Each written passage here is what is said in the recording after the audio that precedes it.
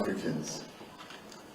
Let me begin tonight's closing remarks to the meeting of the National Executive Committee by congratulating the Springboks.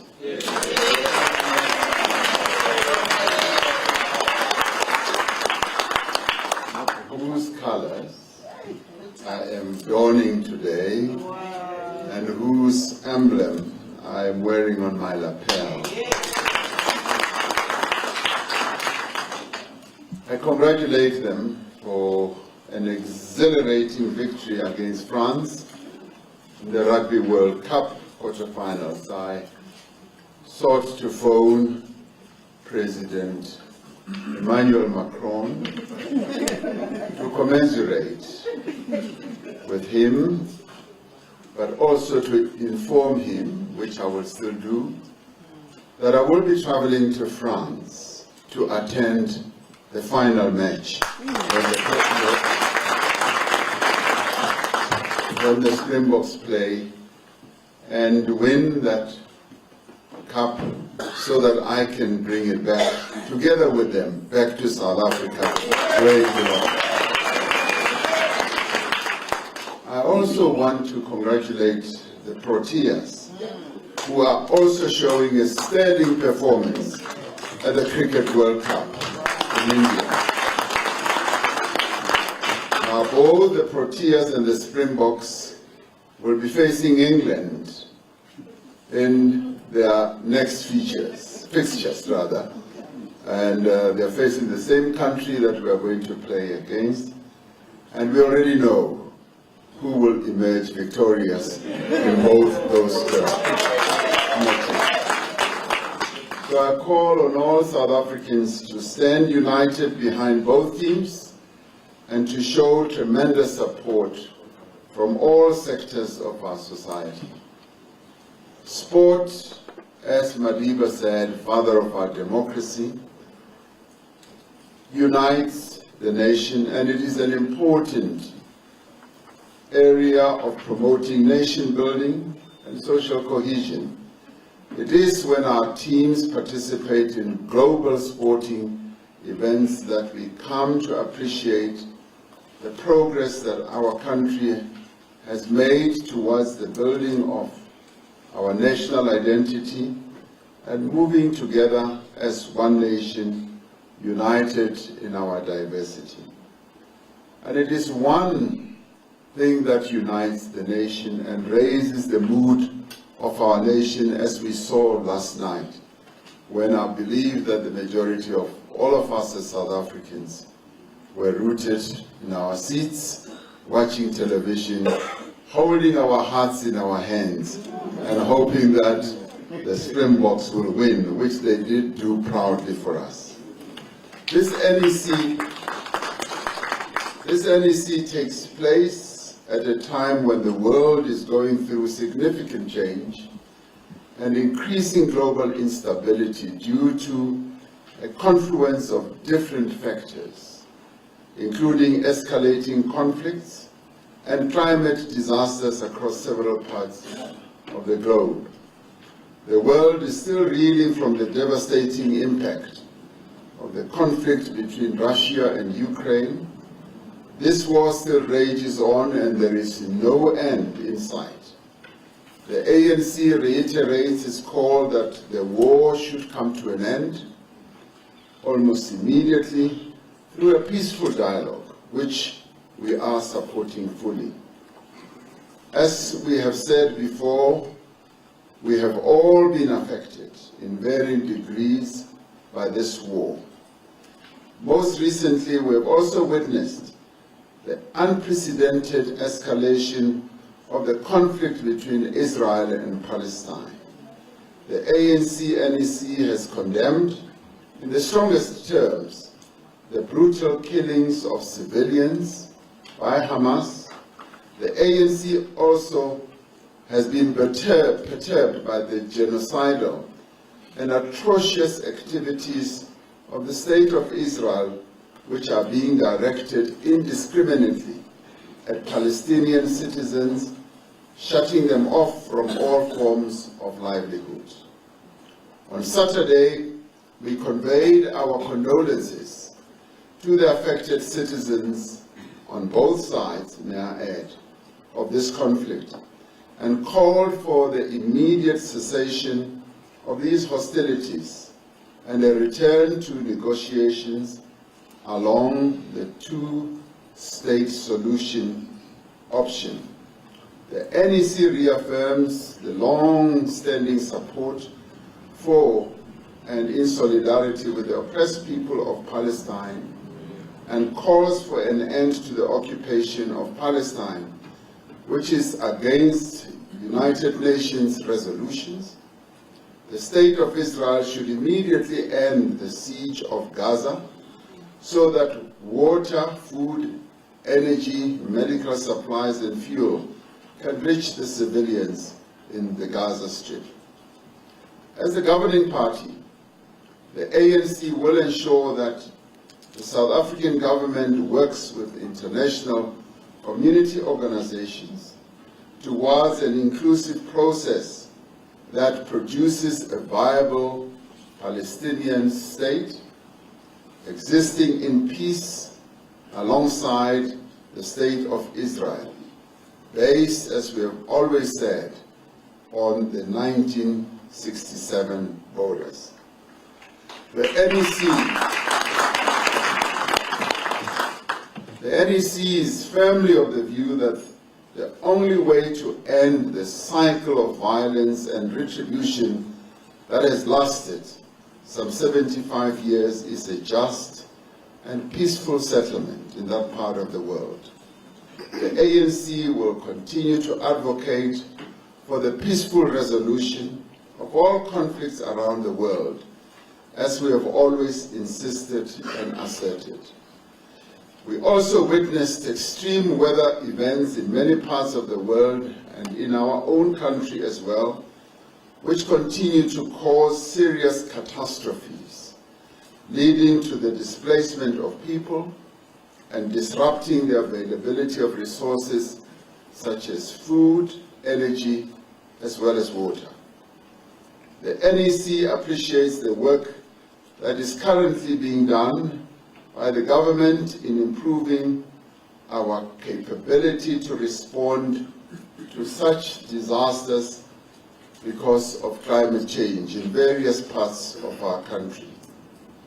The NEC applauds the negotiation positions that our government has taken in the international fora that seek to build mitigation strategies such as climate-smart agriculture, water saving, alternative energy sources, and ensuring the continuous public education to empower our people to mitigate, prepare for, and prevent climate disasters. All these events adversely affect the world economy, which was beginning to show early signs of recovery post-COVID-19. The NEC spent 3 days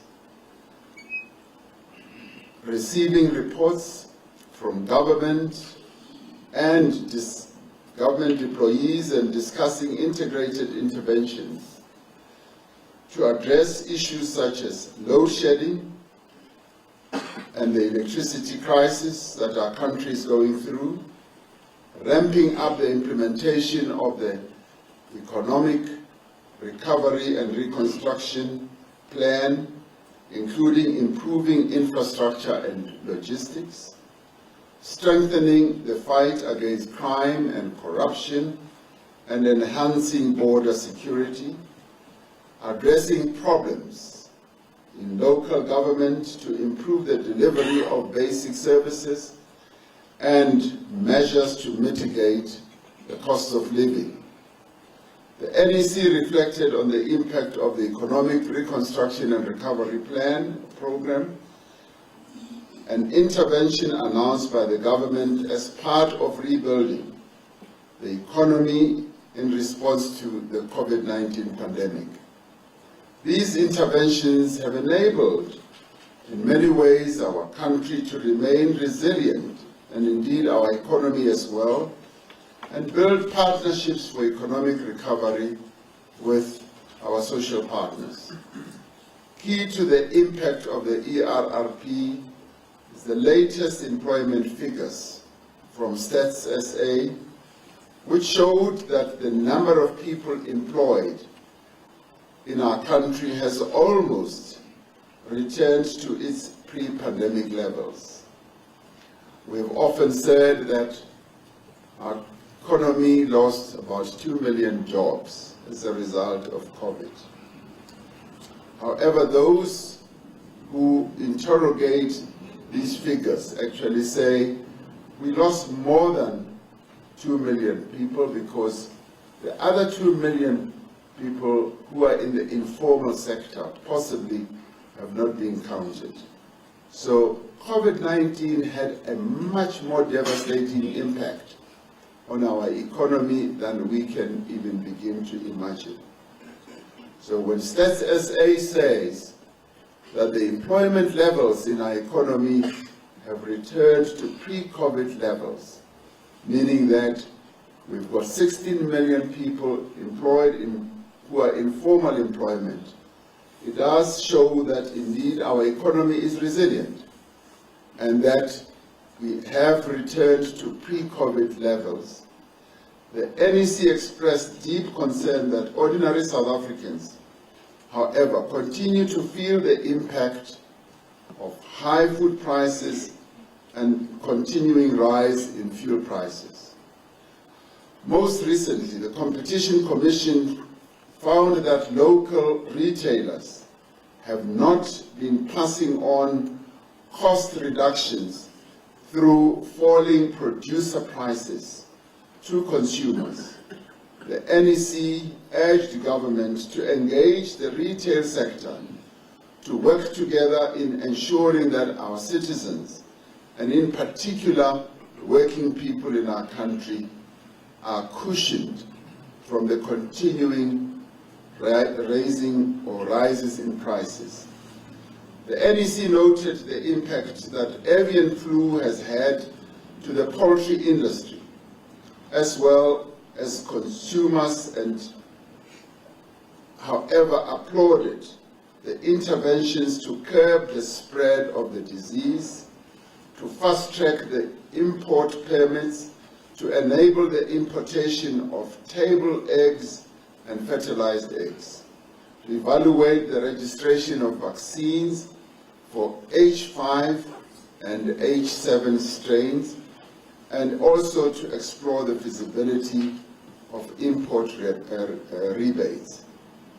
Dealing with the current fiscal pressures through a combination of fiscal discipline and a growing and inclusive economy was one of the key areas of discussion by the NEC. The NEC received a report from our deployee, who is Minister of Finance, Comrade Enoch Godongwana, on the fiscal situation or position of our country at this point in time. The NEC is reassured that South Africa is not running out of money. The fiscal pressures that our country faces stem fundamentally on economic challenges of slow and jobless growth. Instilling discipline as an important measure is important for us to take decisive steps to grow the economy. Fiscal discipline is not the same as imposing austerity measures that will undermine our developmental agenda. Accordingly, the NEC encourages government to continue with the implementation of the reforms that we have embarked upon, in particular in areas such as energy and logistics, which are important key drivers to our economic growth. The NEC, while noting revenue shortfalls and related rising debt levels, urged government to exercise fiscal discipline in a manner that does not compromise the priority areas adopted by this ANC-led administration. Our country has turned a definite corner as far as our electricity or energy security is concerned, particularly in relation to load shedding. And the levels and the frequency of load shedding are expected to improve during the fourth quarter. This is largely due to the return of the Kusile units to generation once again. It is also due to the embedded generation by private household and businesses, as well as the demand management, which will be adding much needed capacity to the grid in the form of the megawatts that our entire energy or electricity generation requires. The NEC highlighted the need for urgent extension and investment in our transmission grid through new as well as innovative methods of funding, so that we can speedily ensure that the renewable energy projects that are being installed in the Northern Cape, in the Eastern Cape, and the Western Cape can be brought online, so that they do not become stranded electrons. The NEC advised the Minister of Public Enterprises to urgently attend to the hardships that many of our people are subjected to through the overloading and sabotage of transformers in our townships. Concern was expressed that some communities have faced years without access to electricity because the transformers that are meant to transmit electricity into their homes have either been overloaded or sabotaged and have blown up. The NEC is aware that ESCOM and municipalities will be approaching this matter in a holistic manner, particularly in Gauteng, where the government of Gauteng has taken steps which will include, together with ESCOM, invest in new transformers, to deal with illegal connections, to tighten security, to prevent theft and sabotage of transformers, and the installation of smart prepaid meters to ensure better revenue collection and demand management.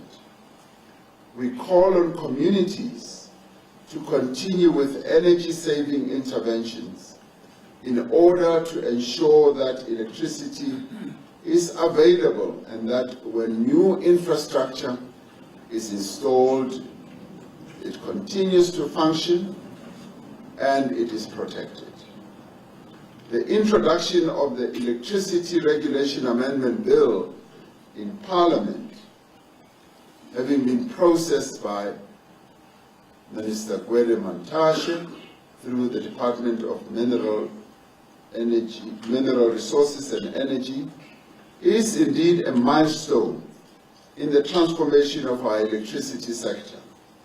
This will bring our country into line with international best practice, and more importantly, it will establish the institutional foundation for a sustainable as well as an affordable supply of electricity into the future.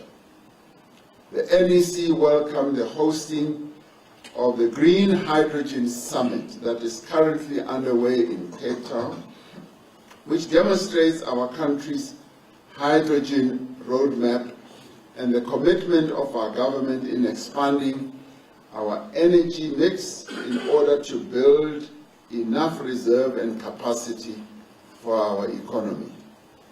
We call for a greater push for reform and rejuvenation of the logistics sector, which has been under pressure for quite a while, Earlier this week, the new board of the National Ports Authority was appointed, giving effect to a long-standing policy decision to separate the roles of the state as the owner of ports infrastructure from its role through Transnet's operating divisions as the port terminal operator. This will improve the competitiveness of our ports and enable greater investment. Consultations are taking place on a new freight logistics roadmap, which will outline actions to enhance efficiency and competition and enable greater public and private investment. This process is being led by the Minister of Transport, Minister Chikunga. The NEC applauded the progress that has been made by government in improving the passenger rail. This includes upgrading and rehabilitating of passenger rail infrastructure, the aspect of signaling, also rebuilding of bridges and train stations. Progress is being made in this regard, and Minister Chikunga gave a report on the great progress that is being made as we open or reopen passenger rail corridors throughout many parts of our country. Progress is also being made in improving the security of our trains and the recruitment of peace officers to prevent vandalization. These improvements will ensure affordable transportation for our citizens, and in some cases, the costs that our people have had to bear by not using trains runs into thousands of rands, and when the trains return and when they start running again, we find that the costs reduce quite significantly. And this is an important aspect of the progress that we are making. The NEC noted that government is actively leading this effort in collaboration with business and other social partners. Some have expressed the concern that these reforms that are currently underway, particularly where our government-owned entities are working with the private sector, are processes where we are privatizing parts of our state-owned enterprises, particularly as in ESCOM or Transnet. This is clearly not the case. We've been clear that South Africa's port, rail, and electricity infrastructure are strategic national assets and will remain in public ownership. By enabling private sector participation in specific areas of energy, generation, transmission, freight, rail, and port operation, subject, of course, to stringent regulations. Through this, we are mobilizing much-needed investment in the country's economic infrastructure. Such investment will make a significant contribution to our efforts to ensure a secure supply of electricity and to export our minerals, agricultural products, and a number of other manufactured goods as well. So we see this as an enabling process. By restructuring our state-owned entities and by mobilizing new investment, we will help to improve their financial position. We will also enhance their performance and increase their competitiveness. We will enable our SOEs to better fulfill their economic as well as social and developmental mandates. The NEC commends the work that our government is doing in strengthening economic and social relations with a number of countries in our region on our continent and around the world. A number of binational agreements and state visits held thus far has translated into agreements that will usher better trade benefits for our citizens. The improved market access that has opened opportunities for various industries in our country will further contribute to job creation. The BRICS Summit that we hosted in August was a milestone in the history of the BRICS countries. The economic relations that are forged through our participation in BRICS are important for our drive for greater investment and trade. The NEC appreciated the peace-making processes that our country has been involved in various parts of the world, as well as far as Ukraine and Russia. South Africa will be hosting the AGOA Forum next month. This is an important platform to strengthen economic ties between countries on our continent and the United States in a manner that contributes to our continent's growth and development.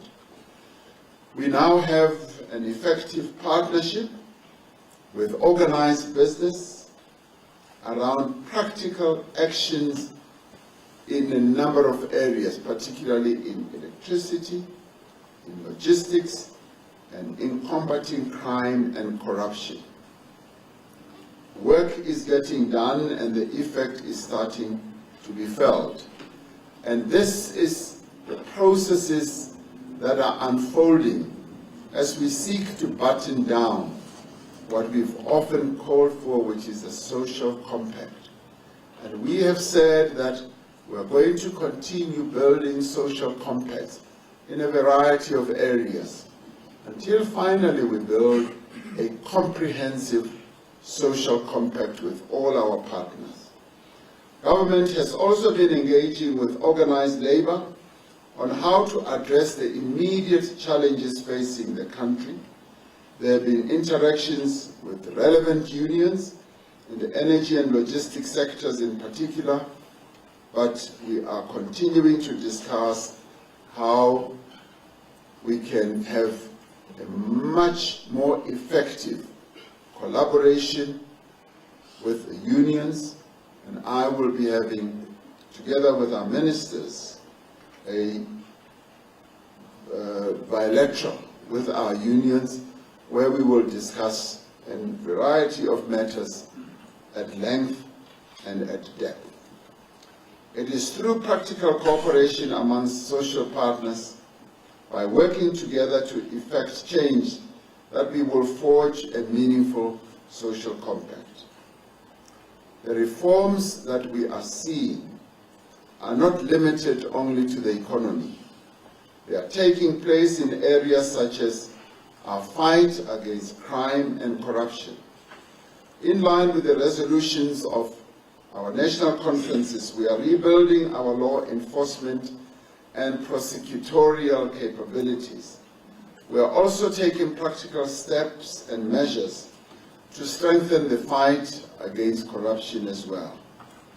We will continue to implement the recommendations of the State Capture Commission, among other things, strengthening our public procurement processes, making the National Prosecuting Authority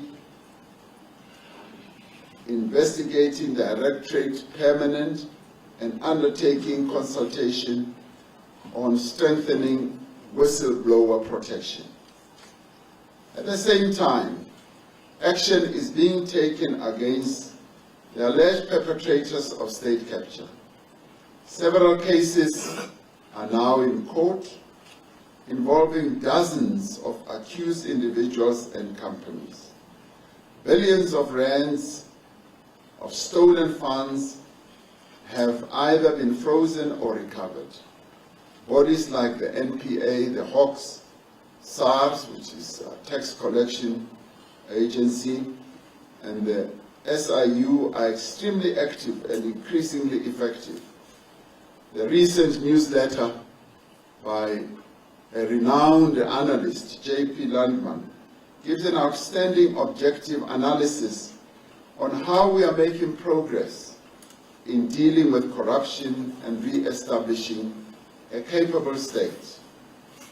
Crime remains a major concern for our people and is an area where we are consistently criticized for not doing enough.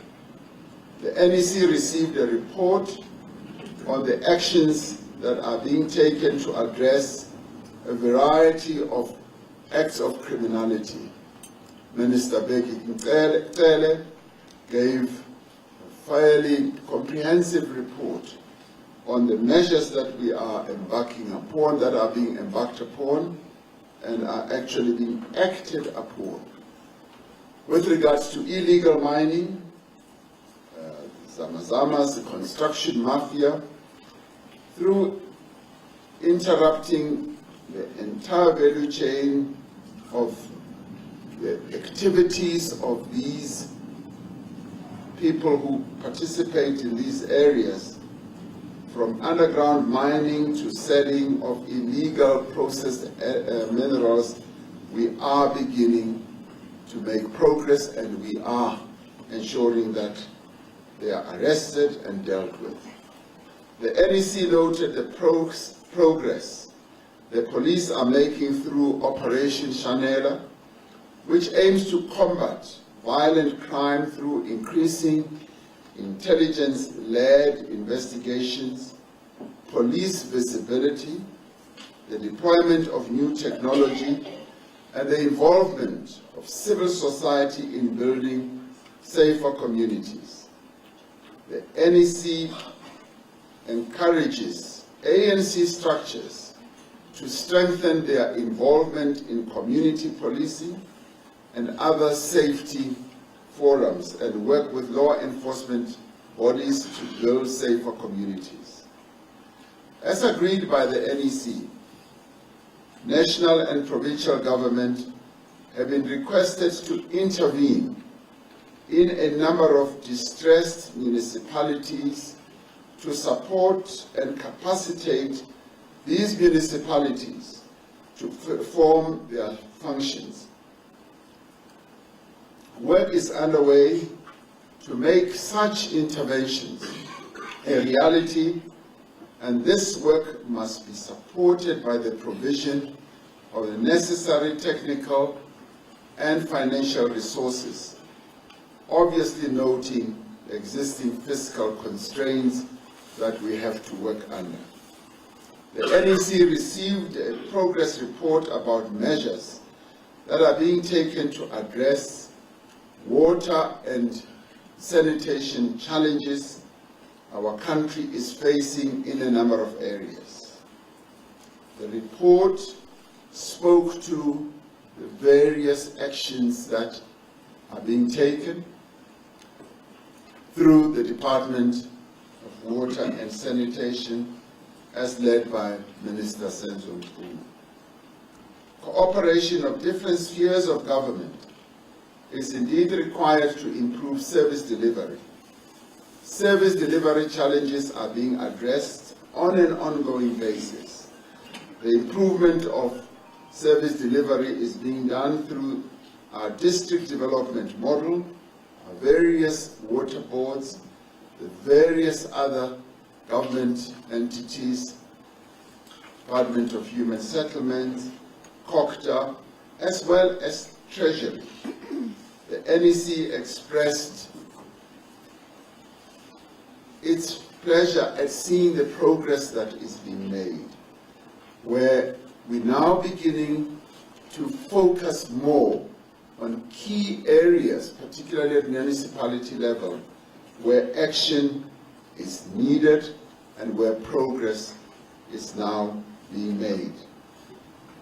Deputy Minister Pakstau gave a report on how we are going to be proceeding forward to take action interventions in key municipalities in various parts of our country.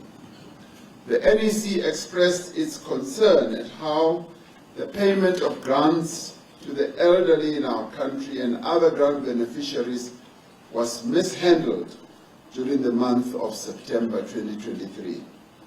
The NEC, however, welcomed the report from government that the bottlenecks that have emerged with regard to these payments have been resolved, and the IT systems are now being streamlined to ensure that during the month of October and going forward, beneficiaries will receive their grants.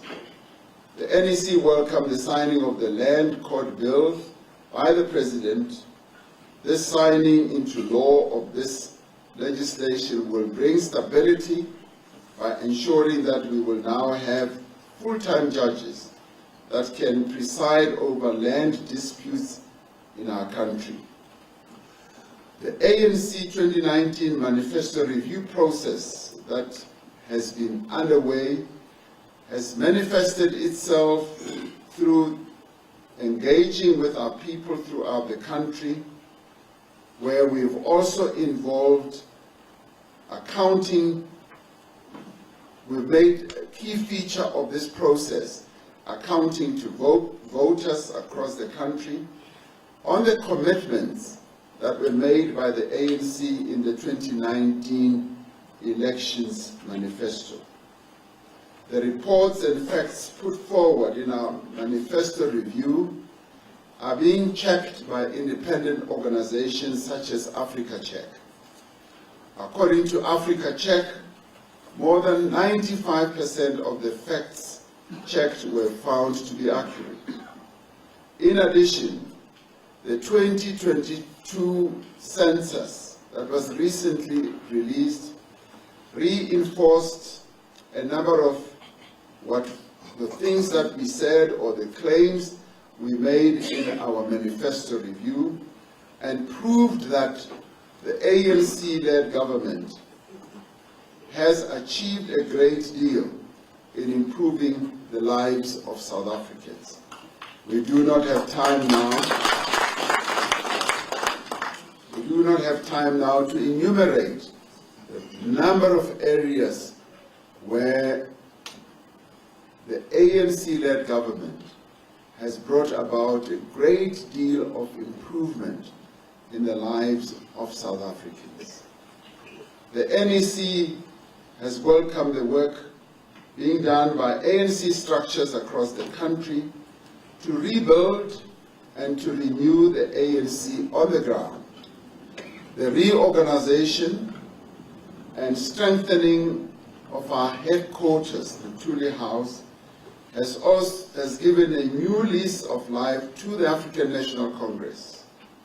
There's now dynamic energy and strategic capacity in our organization that has been engendered. The Thule House office, as led by the Secretary General, has been so well re-energized and is leading the process of renewal and has become a critical element in the renewal process in our organization. This is in line with implementing the decisions of our past conferences, and recently the conference in 2017 and the conference that was held in 2022. The visit by the NEC and NWC to provinces is helping us to redirect the energy and focus of the structures of the ANC on the ground on practical issues such as service delivery and developmental interventions that need to be taken from local government right through to national government. Fully functional leagues of the ANC committed to the cause of our people are critical to our organization. We depend on our leagues to fulfill their distinct and important roles in our movement.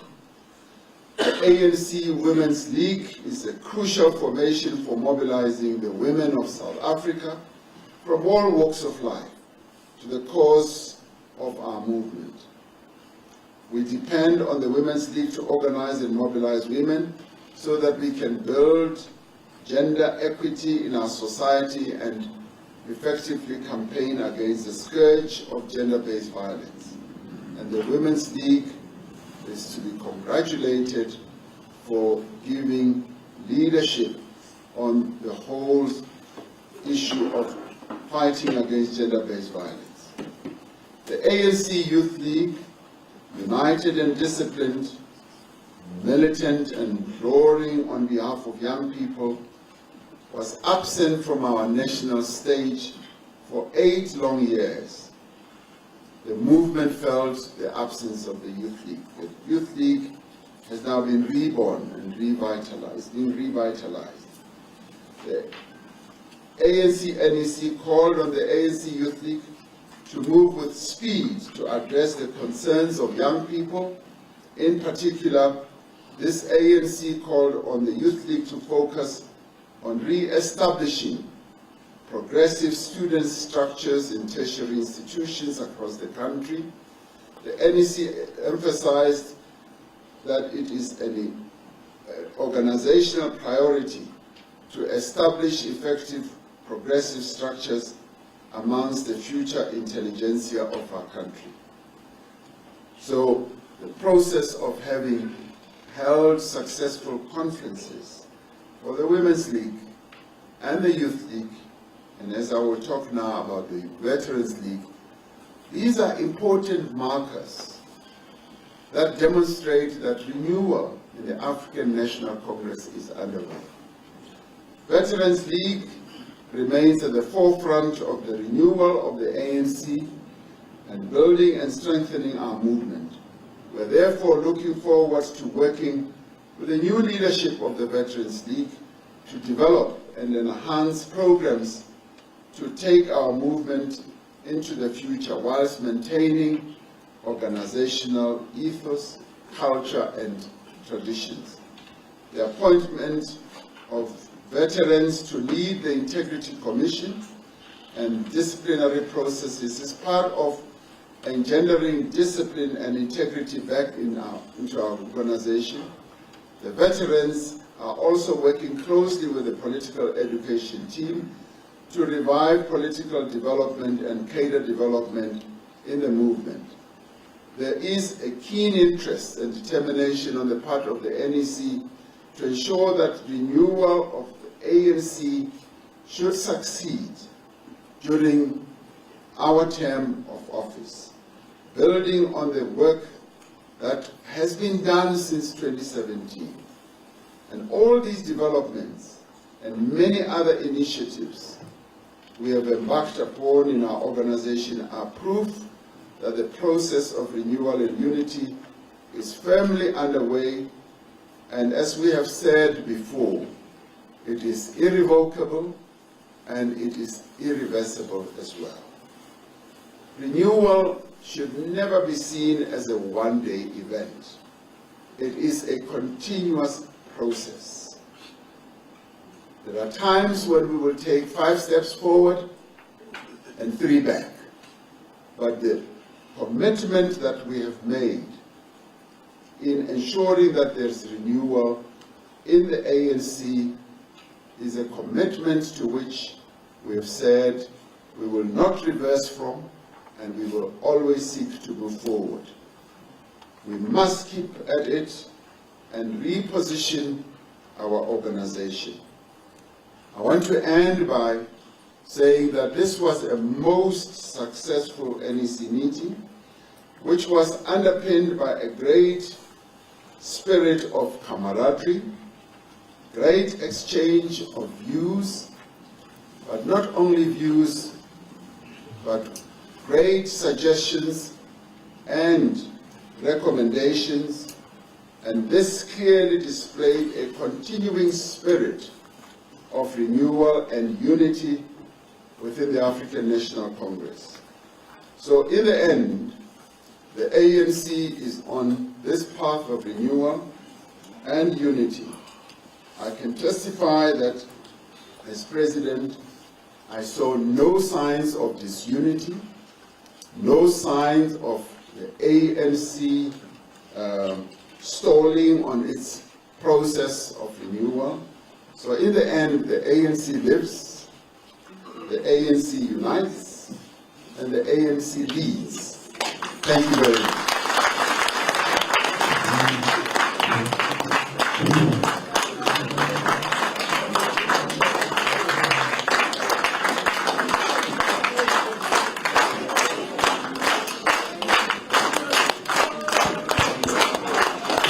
Thank you very much, colleagues. No fun. The meeting is now adjourned.